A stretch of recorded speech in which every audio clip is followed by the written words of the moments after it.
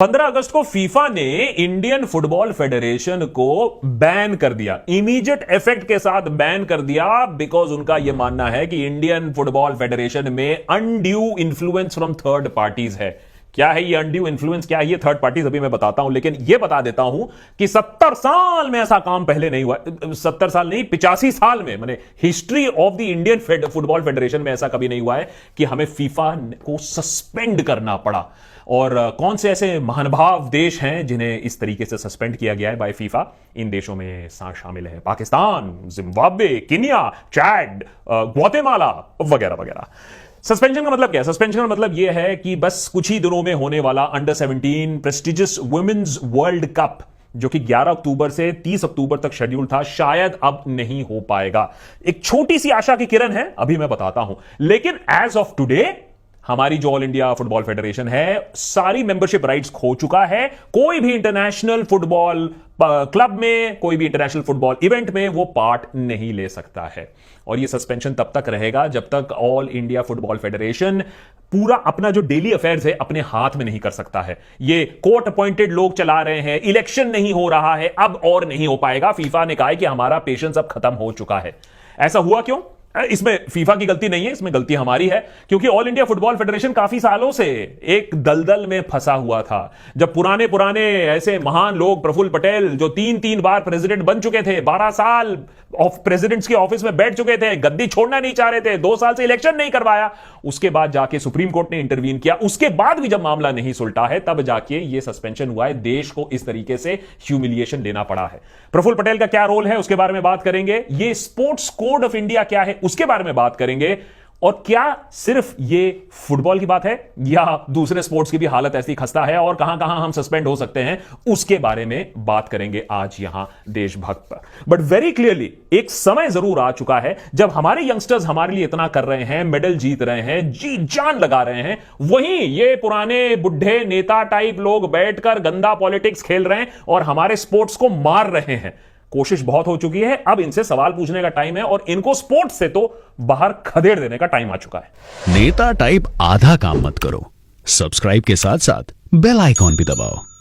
All India football federation के वजह से हमारे देश का अपमान तो हुआ है, और यह इसलिए हुआ है क्योंकि एक सिंपल सी चीज, एक election of the body of all India football federation इतने सालों से नहीं हो पाई है। क्यों नहीं हो पाई है? क्योंकि जो नया संविधान बनना था, नया कॉन्स्टिट्यूशन बनना था, वो नहीं बना। वो क्यों नहीं बना? क्योंकि हमारे जो नेता टाइप लोग हैं वो पीछे से डंडा कर रहे हैं, अपना इंफ्लुएंस लगाने की कोशिश कर रहे हैं, सारे प्रोसेस को दबाने की कोशिश कर रहे हैं, अपना वर्चस्व ना चले जाए उसकी कोशिश कर रहे हैं। जब इतने सालों से यह प्रॉब्लम था तो फिर सुप्रीम कोर्ट ने कहा कि देखो भैया अब बहुत हो चुका है, अब हमें इसमें आना पड़ेगा। और सुप्रीम कोर्ट ने national sports development code of India, याद रखिएगा जो स्पोर्ट्स कोड है इसके बारे में अभी थोड़ी देर में बात करेंगे, लेकिन उसको ध्यान में रखते हुए एपेक्स कोर्ट ने कहा 18 मई को कहा कि हम एक 3 मेंबर COA बना रहे हैं, कमिटी ऑफ एडमिनिस्ट्रेटर्स बना रहे हैं, और प्रफुल्ल पटेल को बाहर निकाल दिया। बहुत ही, मैंने पहली फुर्सत में उनको बाहर निकाल दिया, उनकी जो एग्जीक्यूटिव कमेटी उनको बाहर निकाल दिया, क्योंकि इतने टर्म लेने के बाद भी, 3 बार 4 साल का टर्म लेने के बाद भी भाई साहब अपनी गद्दी नहीं छोड़ रहे थे, 2 साल से इलेक्शन तक नहीं बुलवाया था। तो ये एपेक्स कोर्ट ने 3 मेंबर कमिटी ऑफ एडमिनिस्ट्रेटर्स जो बैठाया, उसमें former chief election commissioner SY Qureshi थे, एक्स सुप्रीम कोर्ट जज अनिल दवे थे, and former Indian football captain Bhaskar Ganguly थे, जो day to day affairs of AIFF चलाएंगे, नया संविधान इंस्टॉल करेंगे, नया इलेक्शन कराएंगे, जिससे ये इंडिपेंडेंट बॉडी बनके तैयार हो, जिससे इंडिया सस्पेंड ना हो, जिससे हम इंटरनेशनल इवेंट्स अपने देश में कर चुके। प्लान तो यही था, लेकिन हमारे यहां प्लान एक होता है और पॉलिटिशियन का प्लान कुछ और होता है। भाई प्रफुल्ल पटेल ने कहा कि तुम ऐसे ही थोड़ी ना हमको हल्के में ले सकते हो, तुम क्या सोच रहे हो, तुम हमको लात मार के निकाल दोगे, हम कुछ करेंगे नहीं, हम बदला फदला कुछ नहीं लेंगे, हम इंटरवीन नहीं करेंगे। तो पॉलिटिक्स बिना चैन कहां रे? तो पटेल जिसको बाहर निकाला था सुप्रीम कोर्ट ने, वो तब भी घुसा पड़ा रहा, वो बार बार लोगों से मिलने की कोशिश कर रहा है। 35 इंटरवीनिंग मेंबर एसोसिएशन जो हैं हमारे फुटबॉल फेडरेशन के, 6 अगस्त से उनसे मिलने की कोशिश कर रहा है। क्यों? क्योंकि वो अभी भी executive council member of FIFA में है, और फीफा में जो अपना पद है उसका इस्तेमाल करके भैया इंडियन फुटबॉल में नाकझोंक तोकझोंक करने की कोशिश कर रहे हैं मिस्टर पटेल। ये मैं नहीं कह रहा हूं, ये एलिगेशन है उनके अगेंस्ट सुप्रीम कोर्ट में, अभी आते हैं उस पर। लेकिन सुप्रीम कोर्ट ने जब यह बात सुनी कि प्रफुल्ल पटेल कैसे इंटरवीन करने की कोशिश कर रहे हैं, तो उन्होंने सबसे पहले तो स्टेट फुटबॉल एसोसिएशन को फटकार लगाई कि ये बैकडोर मेथड्स करने की कोशिश मत करो, कॉन्स्टिट्यूशन बनने दो चुपचाप, तुम लोग अपने पॉलिटिक्स यहां मत खेलो, क्योंकि हमारा एक ही एजेंडा है, हमारा एक ही एम है, 2022 FIFA under 17 women's world cup India में होना चाहिए। तो सुप्रीम कोर्ट का एम बहुत ही क्लियर था कि हम चाहते हैं कि यह प्रेस्टिजियस इवेंट इंडिया में हो। As a matter of fact supreme court ने फटकार भी लगाई, we are holding our balance and our sense of equipoise, and if the need arises we will not hesitate in asserting our authority, so long the person who is ousted is not involved and does not cause interference, we have no problem in the matter। तो supreme court किसको indication दे रहा है? Supreme court Praful Patel को indication ये दे रहा है कि भैया आपको हैप्पी बर्थडे बोला है, आपको टाटा बाय बाय बोला है, आप इस प्रोसेस में मत इंटरवीन करो, बाकी हम फीफा के साथ मिलकर डिस्कशन कर रहे हैं, आप अपना पॉलिटिक्स यहां क्यों खेल रहे हो? क्योंकि सुप्रीम कोर्ट का बस यही मानना है कि भैया देखो टूर्नामेंट होना चाहिए, टाइम से होना चाहिए, देश का अपमान ना हो। इसमें एक बड़ी प्रॉब्लम आ गई। 3 अगस्त को टॉप कोर्ट ने यह डिसाइड किया कि देखिए एग्जीक्यूटिव जो कमिटी होगी एआईएफएफ की वो जल्दी से बनाई जाए, और टॉप कोर्ट का भी यह मानना था कि ये जो इलेक्टोरल कॉलेज होगा जिससे जो ऑफिस बेयरर्स हैं जो बनेंगे उसमें रिप्रेजेंटेशन होगा 36 स्टेट फुटबॉल एसोसिएशंस का, ठीक है, लेकिन साथ ही साथ 36 representation of eminent football players, माने 50-50 का रेशियो, माने एडमिनिस्ट्रेटर्स लगा लीजिए आप, स्टेट लेवल एडमिनिस्ट्रेटर्स लगा लीजिए, और 50% ऐसे जिन्होंने फुटबॉल खेला है। ये 36 representatives of eminent football players कौन है? 24 male football players, 12 female football players जिन्होंने एटलीस्ट एक इंटरनेशनल फुटबॉल मैच इंडिया के लिए खेला हो और कम से कम 2 साल पहले उन्होंने रिटायर किया हो इलेक्शन से पहले, माने कूल ऑफ पीरियड भी 2 साल का होना है। अब ये सुनने में तो बहुत अच्छा लगता है, लेकिन जो फीफा है और एशियन फुटबॉल कॉन्फेडरेशन या एएफसी है, उनका यह कहना है कि इस तरीके से आप इंडिपेंडेंट मेंबर्स को अगर ले आओगे तो इलेक्टोरल कॉलेज का जो कॉम्पोजिशन है, जो हमारी जो स्टैट्यूट है, वो उसके खिलाफ जाती है, क्योंकि हमारा सिस्टम ऐसे नहीं बना हुआ है। उनका यह कहना है कि अगर आपको इंडिविजुअल स्पोर्ट्स पर्सन लाना है, अच्छी बात है, आप स्टेट्स से लाइए, आप ऐसे ही रैंडमली लोगों को नेशनल लेवल पर ऐसे इलेक्टोरल कॉलेज में नहीं लगा सकते हो ऑफ द स्पोर्ट्स बॉडी, यह हमारे रूल्स के खिलाफ है। तो ये इंडिविजुअल मेंबर्स को लेकर काफी आनाकानी हो गई, क्योंकि फीफा भी अपने बात पर अड़ गया।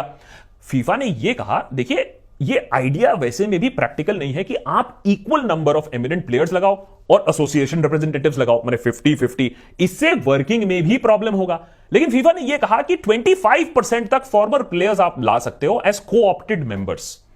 तो ये चीज पर फ्रिक्शन हो रहा था इंडिया के एसोसिएशन और सीओए के बीच में और फीफा के बीच में, और इसी बीच में खबर आई कि नहीं भैया अभी तो ऐसा ही हो रहा है, अगस्त 28 को इसी चीज पर ही इलेक्शन होगा, और इसी चीज को लेकर यह बैन की बात और आगे बढ़ गई और हमें अब बैन कर दिया गया है as of now as we are recording. लेकिन इसमें पॉलिटिक्स क्या है? इसमें पॉलिटिक्स यह है कि जो कमिटी ऑफ एडमिनिस्ट्रेटर्स हैं वो कह रहे हैं ये बैन ऑर्केस्ट्रेटेड है, ये बैन प्रफुल्ल पटेल ने कराया है, ये जो बैन का लेटर है ये प्रफुल्ल पटेल ने लिखवाया है बदला लेने के लिए, और ये इवेंट ना हो उसको रोकने के लिए, सुप्रीम कोर्ट का अपमान करने के लिए, जिससे कि वो अपना वर्चस्व और वो अपना रिवेंज ले पाए। इस चीज को लेकर एक कंटेम्प्ट ऑफ कोर्ट नोटिस अब दाखिल कर दिया गया है against NCP leader Praful Patel. Commit और आप बात सोचिए कि कितनी बात आगे बढ़ चुकी है। ये जो कमिटी ऑफ एडमिनिस्ट्रेटर्स है, इन्होंने सुप्रीम कोर्ट को बोला है कि प्रफुल्ल पटेल को आप ऑर्डर दीजिए कि ये कोई फुटबॉल का पद अब ना होल्ड कर पाए, इनको बार कर दीजिए, ना ये फीफा का कुछ होल्ड कर पाए, ना ये एशियन फुटबॉल कॉन्फेडरेशन का कुछ होल्ड कर पाए, ना काउंसिल प्रेसिडेंट, ना वाइस प्रेसिडेंट या मेंबर कुछ भी ना बन पाए। इसको छोड़कर जो कमिटी ऑफ एडमिनिस्ट्रेटर्स है, उन्होंने 7 ऐसे फुटबॉल एडमिनिस्ट्रेटर्स का भी नाम लिया है जो इंटरफेयर कर रहे थे विद द होल प्रोसेस, और वो कह रहे हैं कि ये सुप्रीम कोर्ट का अपमान कर रहे हैं। अब कहीं ना कहीं इनकी बात भी सही है यार, 3 बार प्रेसिडेंट बन चुके हो, 4 साल बार का टर्म रह चुका है, 12 साल आप प्रेसिडेंट रह चुके हो, भाई कितना पॉलिटिक्स करोगे फुटबॉल में? अब छोड़ भी दो ना, कुछ और लोगों को करने दो अब। और ये मत सोचिए कि ये सिर्फ एक स्पोर्ट में कुछ प्रॉब्लम है, ये पूरा एक क्रॉनिक डिजीज हो चुका है। इतनी बार हमने कोशिश किया है अपने गेम्स को ठीक करने के लिए, अपने स्पोर्ट्स को ठीक करने के लिए, पॉलिटिकल इंफ्लुएंस हटाने की, लेकिन अभी तक उसका वर्चस्व ये पुराने पॉलिटिशियंस, ये पार्टीज बैठी हुई हैं डस के हमारे गेम्स के ऊपर। अरे इंडियन ओलंपिक एसोसिएशन को वार्निंग मिल चुकी है कि आपको भी सस्पेंड कर दिया जाएगा इंटरनेशनल ओलंपिक कमेटी से, आईओसी से सस्पेंड कर दिया जाएगा, क्योंकि आपके जो इलेक्शंस थे लास्ट दिसंबर में होने वाले थे वो अभी तक नहीं हुए हैं। चिट्ठी लिखकर बताया गया है कि जो executive council members of the IOA है वो कह रहे हैं कि भैया देखिए इतनी मल्टीपल लीगल प्रोसीडिंग्स हो रही है, हम इलेक्शन नहीं करा पा रहे हैं। लेकिन एक चीज याद रखिए, जो इंटरनेशनल कमिटीज है ना वो ये सब पैतड़े नहीं सुनेगी। Beyond a certain point of time उठाकर हमें सस्पेंड कर दिया जाएगा दूसरे जगहों से भी। लाइक इंटरनेशनल हॉकी फेडरेशन ने यह साफ साफ लिख के बोल दिया है कि उन्होंने जो हॉकी इंडिया की एग्जीक्यूटिव बोर्ड है जो देखी है, जो नाम देखे हैं, वो खुद वायलेशन ऑफ हमारा ही नेशनल स्पोर्ट्स कोड है।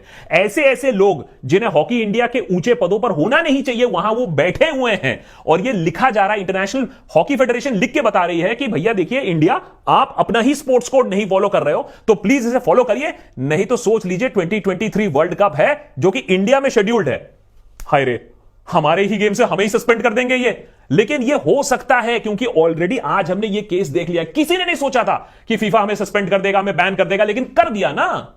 अब इसमें आप बोलोगे अरे बनर्जी फिर से नेगेटिव न्यूज है, थोड़ा सा पॉजिटिव भी दे देता हूं। इसमें एक उम्मीद की किरण तो है। उम्मीद की किरण ये है कि जो कमिटी ऑफ एडमिनिस्ट्रेटर्स है, सुनने में तो ये आ रहा है कि इन्होंने ये बात मान ली थी फीफा की कि देखिए अभी हम जो ऑल इंडिया फुटबॉल फेडरेशन है उसकी इलेक्शंस हम ये एमिनेंट प्लेयर्स के बिना ही कराएंगे, आपने जैसा बोला है उसी के अकॉर्डिंग कराएंगे। लेकिन ये जो अंडरस्टैंडिंग, ये जो अग्रीमेंट थी, ये कुछ ही घंटे पहले हुई, उसके बाद ही अनफॉर्चुनेटली ये बैन आ गया। तो कहा जा रहा है कि ये अग्रीमेंट हो चुका है, ये अग्रीमेंट सुप्रीम कोर्ट को बताया जाएगा, सुप्रीम कोर्ट अगर इसे एक्सेप्ट कर लेगी तो हो सकता है ये बैन कुछ दिन में हट जाए, और वो जो हमारा अंडर 17 वुमेन्स वर्ल्ड कप है वो तब भी ऑन टाइम हो सकता है। तो फिंगर्स क्रॉस्ड, हमारे देश का और अपमान ना हो, ये बहुत जरूरी है कि ये सुप्रीम कोर्ट अभी इंटरवीन करे और इस मैटर को हम जल्दी जल्दी खत्म कर पाएंगे। और इस सब की वजह क्या है कि ये जो उथल पुथल हो रहा है ये क्यों हो रहा है? इस उथल पुथल होने की वजह है कि हमारे जो नेता टाइप लोग हैं उनके पास या तो पॉलिटिकल पावर होना चाहिए या तो ये स्पोर्ट्स वाला पावर होना चाहिए। कुछ लिखना चाहिए ना, लाइसेंस प्लेट पे कुछ लिखा जाएगा प्रेसिडेंट प्रेसिडेंट, तभी तो मजा आएगा ना। लेकिन जो स्पोर्ट्स कोड या जिसे national sports development code of India कहा जाता है, ये 2011 में सेंट्रल गवर्नमेंट लाई थी। क्यों लाई थी? क्योंकि उस समय हमारी हालत इतनी खराब हो गई थी, जहां तक मेडल्स की बारी हो, टैली की बारी हो, हमें समझ में आ गया था कि बॉस ये जो नेशनल लेवल पर ये जो पॉलिटिशियंस जो इंटरवीन कर रहे हैं हमारी ये जो स्पोर्ट्स बॉडी के ऊपर बैठे हैं, ना उनमें ऑटोनॉमी होता है, ना उनमें कंपेटिटिवनेस होता है। तो ये स्पोर्ट्स कोड की कोशिश यही थी कि ये स्पोर्ट्स फेडरेशन को ये जो जागीर बना के रखी है ये हमारे नेताओं ने, उसको खत्म कर दी जाए, एज रिस्ट्रिक्शन लगा दी जाए, टर्म रिस्ट्रिक्शन लगा दी जाए, जिससे कि कम से कम कुछ और नए लोग आए और इसको प्रोत्साहन मिले और प्रोफेशनली हम ये स्पोर्ट्स बॉडीज को रन करने लगे। लेकिन देखिए 2011 में कोई चीज इंट्रोड्यूस हुई थी और 10 साल से भी ज्यादा हो चुके हैं, वो इंप्लीमेंटेशन आज भी ठीक से नहीं हुआ है। और उसका नतीजा यह हुआ है कि जो इंटरनेशनल बॉडीज हैं वो कह रही हैं भैया आप तो अपने ही रूल्स फॉलो नहीं कर रहे हो और इसीलिए हमें सस्पेंड कर दिया जा रहा है या तो हमको धमकी दी जा रही है सस्पेंशन की। यह देश के लिए काफी अपमानजनक बात है। इसीलिए हमें अपने नेताओं से यह सवाल जरूर पूछना चाहिए। और बाय द वे, अगर मैं आपको लिस्ट दिखाना शुरू करूं, और कुछ साल पहले तक भी यह लिस्ट इतना लंबा लंबा चल रहा था और सारे पॉलिटिकल लीडर्स बैठे रहते हैं इसके टॉप में, तो इसको चेंज होने की जरूरत है। और ये जो पैतड़े हैं ना कि कोर्ट में एक दर्ज कर दिया फर्जी केस, फिर इलेक्शन नहीं होने दिया, बैकडोर इंटरफेरेंस कर रहे हो, हाँ अपने लोग लगाने की कोशिश करोगे फिर आप इंडिपेंडेंट मेंबर्स के नाम पर, तो ये पैतड़े रोकने की जरूरत है, जिससे कि हम भी नेताओं को बोले कि पहली फुर्सत में आप निकलिए एंड जो हमारे स्पोर्ट्स बॉडीज हैं उनको प्रोफेशनली रन करने की जरूरत है। क्योंकि अगर और मेडल चाहिए, अगर और सक्सेस चाहिए, तो पहले हमें अपना हॉकी इंडिया, हमें अपना फुटबॉल फेडरेशन, हमें अपना इंडियन ओलंपिक एसोसिएशन, उसको ठीक करने की जरूरत है। नेता टाइप आधा काम मत करो, सब्सक्राइब के साथ साथ बेल आइकॉन भी दबाओ।